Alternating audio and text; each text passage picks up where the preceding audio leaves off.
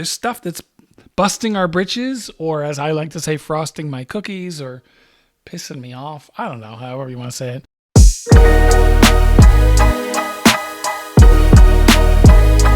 Quick story. As I was thinking about jumping into a conversation with you and talking about what frosts my cookies or busts my britches, my first thought was, gosh, well, I don't know what I even talk about. I'm such a happy person all the time, Patsy. You know this.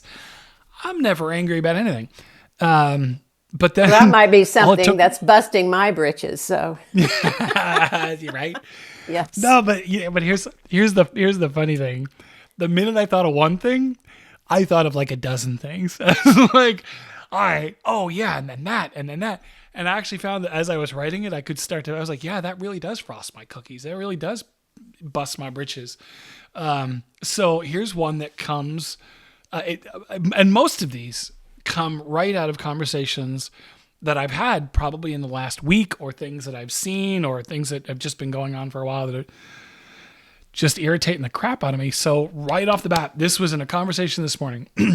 I know this may sound silly, but I've seen it happen a number of times, and I've experienced it myself.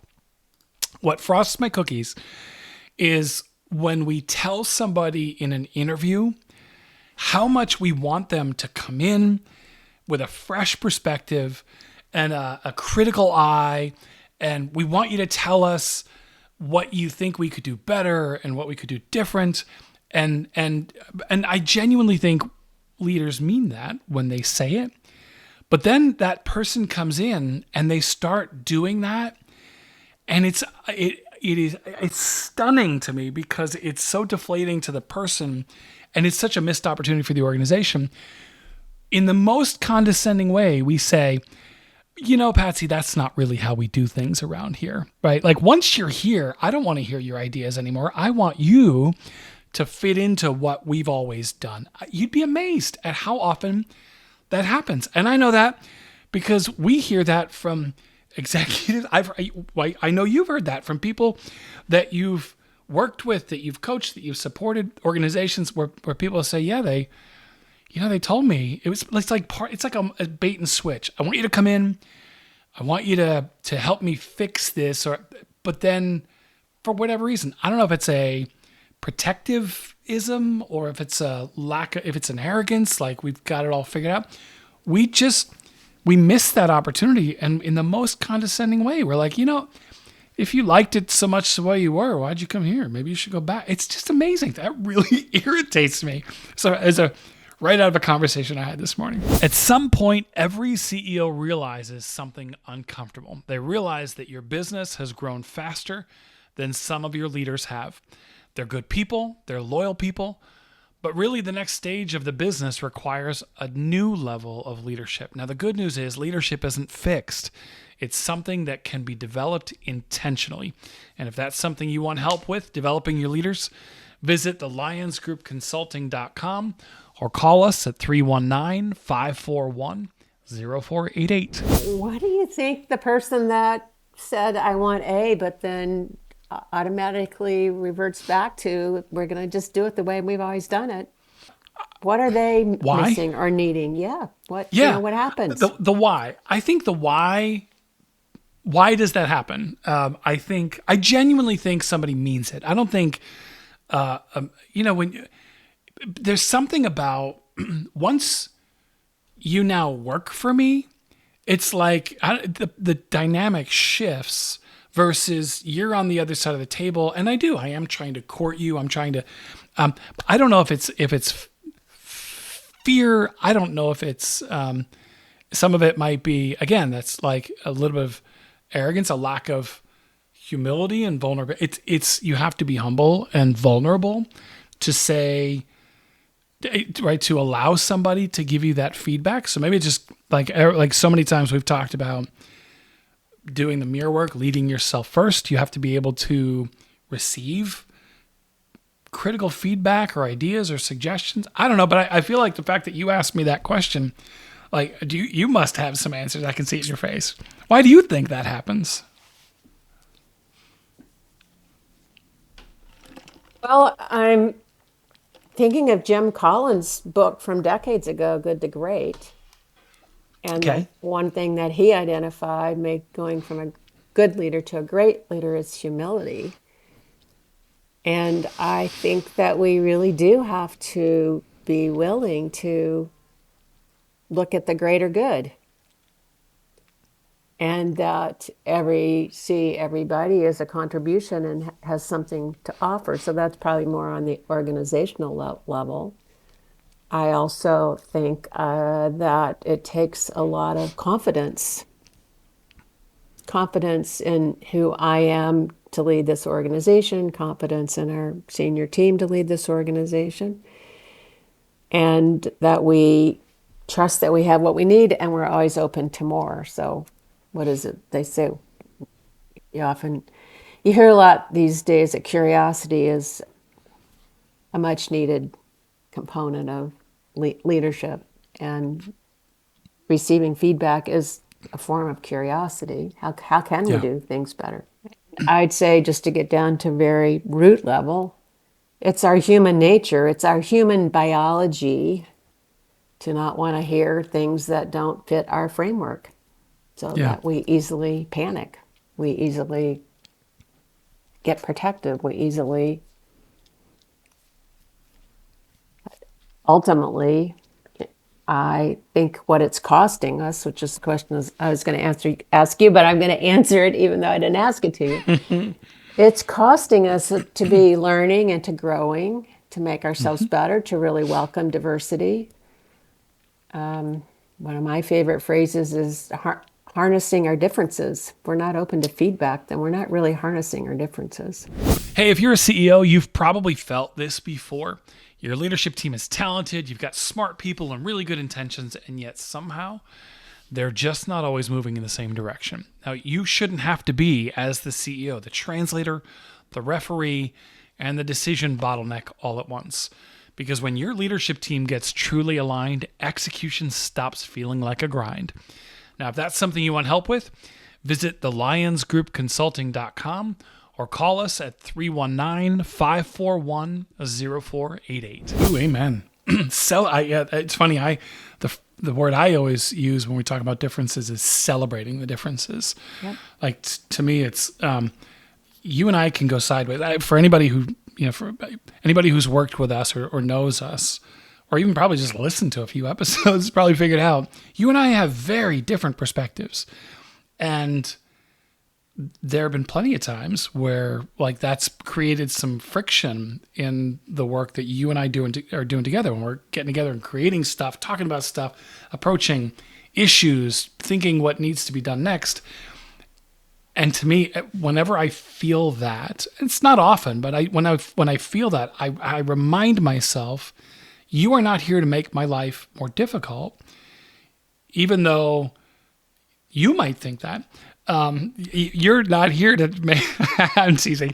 You're here to round out my picture. It's why it's easy for me to celebrate our differences, because I remind myself often how much I need you to help me see the whole picture. So now bring that into that hiring relationship.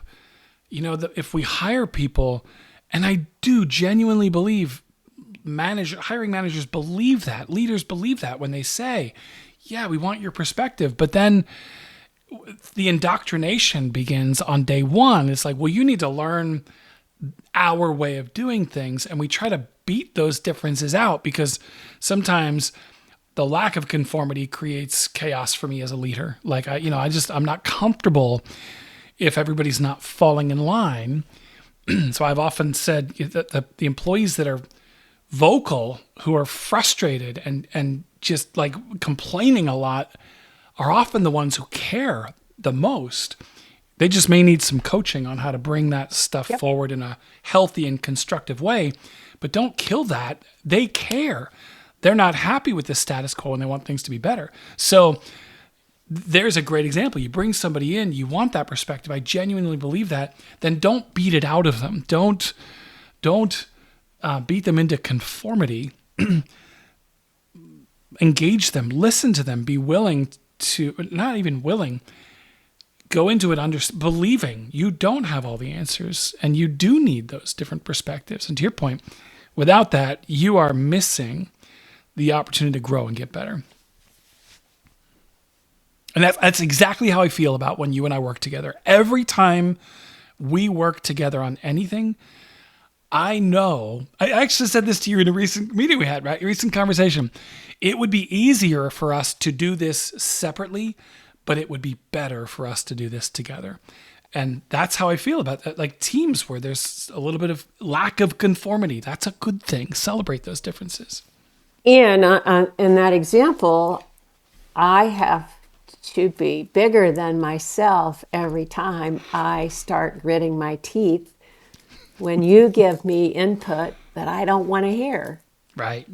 Or that I have a tendency, as you know, to just want to charge ahead. Let's get this thing done.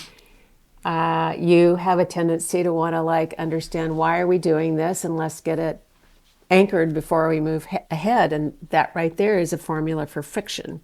Right. And every time we've moved through that friction, the next product is much better than 1 + 1. Every time.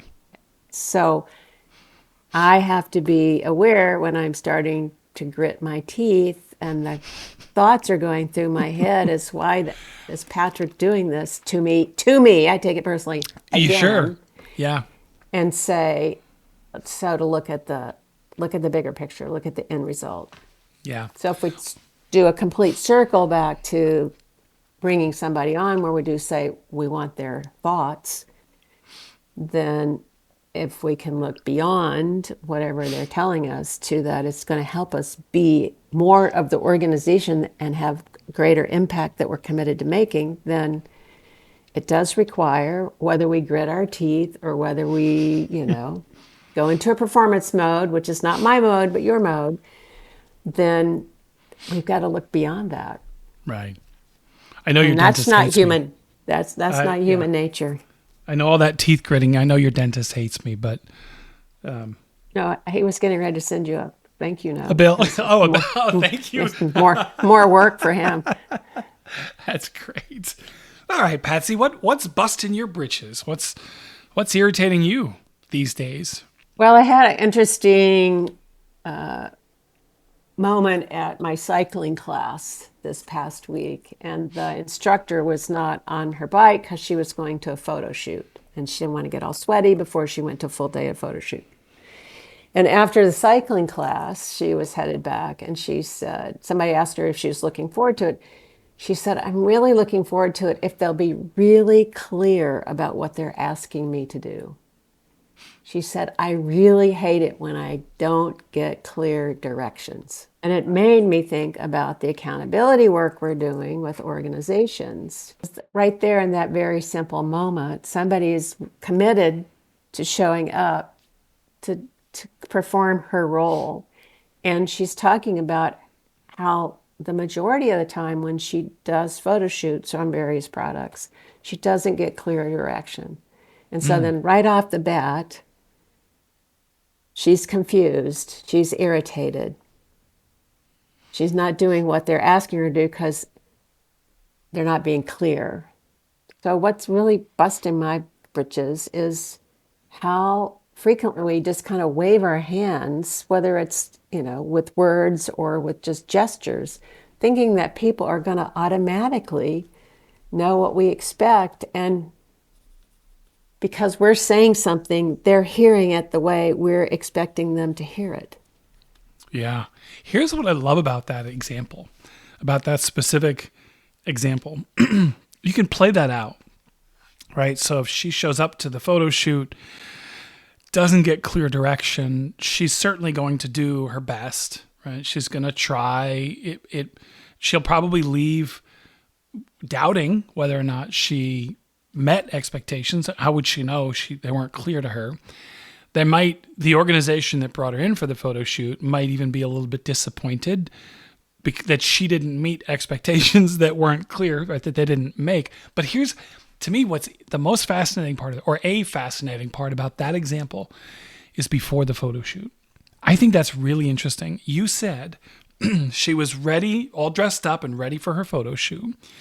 So she was even changing the cycling class so that she didn't mess that up. She didn't ruin her appearance. She didn't show up sweaty or disheveled for the photo shoot. That to me says it's such a great parallel you can draw to your people. Sometimes when expectations aren't met in the organization, it's so easy to think this person doesn't care or they aren't trying. But in that case, she obviously cared. She obviously was preparing long before she got there. And yet there's still, without clear expectations, both parties, both sides may be disappointed in the outcome at the end. And it's not because your people don't care. It's not because they don't take it as seriously as you do, or this doesn't matter, or whatever it is. You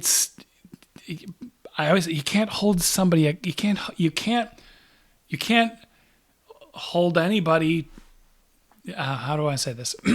You can't expect anybody to hold themselves accountable to standards that aren't clear, right? Hold themselves up to a standard that either is a moving target or is just an invisible line. I just think it's a really, I love that about that analogy. You can envision what would happen during. To me, you certainly can't question her preparedness, her thoughtfulness, her intention to do it well, even that she was anxious about doing it well. And yet that could be a conclusion that somebody could draw if expectations aren't met. And because she's had that prior experience, she was still doing her best to set up everything so she showed up. But she had a perception and a story that whoever's organizing the photo shoot is not going to give her clear directions because it's happened over and over and over again. Here's a question, because I know you are a coach at heart everywhere you go. How did you? I would imagine. Were you able to say, well, here's what do you do about that? How would you? Were you able to? If you did, what coaching did you give her? And if you didn't, what coaching would you give somebody who's feeling that? Like, expectations are always unclear. I really do care, but this keeps happening over and over. She was in a hurry to get onto her photo shoot, so no, I didn't, although I acknowledged her awareness of her need to get clear directions and how having clear directions was actually going to support her to show up. So there's two things. One is if you're on the receiving end, and we're unclear, we've got to ask questions. We've got to slow down long enough to ask questions. Did you mean this? Do you mean that I'm supposed to wear these 5 different outfits? I'm supposed to wear these 10 outfits? Is there somebody going to help me get dressed? How much time do I have between each shoot? Any place where she was unclear, and one cue we have for a lack of clarity is, do we start getting confused? Do we start getting anxious? I mean, that starts to show up in our bodies and our feelings and our emotions. In that moment, it's a counterintuitive move. One of my favorite statements, as you know, we have to stop. We have to stop and say, I am uncertain. I am unclear. I'm going to stop. I'm going to ask for clarity, even though I think I know. It reminds me of when I was still doing graphic design of a photo shoot, and the person I was working with said, we have a budget of $400 for meals for, I think it was for like, I don't know, 6 or 8 shoots. And I'm like, oh, we've got $400 a day. Well, we had $400 for the entire thing. So guess who ran over my budget? I did. Didn't even dawn on me because it was so little money that it was for all of them, not just the one. Yeah. That's my greatest example of not asking. Because what happens is we get unclear, and it's not just one step. We start getting off base. So we end up somewhere where we didn't even expect we were going to end up, and nobody's happy. What would you? So that's coaching you would give to the person who's feeling that lack of clarity. What advice would you have to the leader? I mean, is it as simple as, dude, you got to be clearer with your expectations? Kind of speaks to the work that you and I are doing on really rethinking accountability, organizational accountability, which we are, at some point, we have got to do an episode. We have to have a real in-depth conversation about why accountability is failing in organization after organization after organization, and a different way to look at it to fix that problem. But Well, so how would you knowing that coach? we're going to do that soon, I will just give a teaser in this moment. If you're the one giving the directions, we first have to start with assessing whether Patrick's capable of doing what I'm asking him to do. So does, Patrick have the skills? Does Patrick have the right mindset? Does he have the time? Whatever the assessment is. So if we agree in our to ourselves and that person, then I think we have to, once we make the directions clear, we have to ask the other person, what did you hear? Can you repeat back to me what, in that situation where I had a $400 budget, it would have been really helpful if the person I was working for said, what do you hear? I said, I've got $400 a day. She would have said, no, you have $400 for the entire thing. I'm like, oh, well, then we have a problem.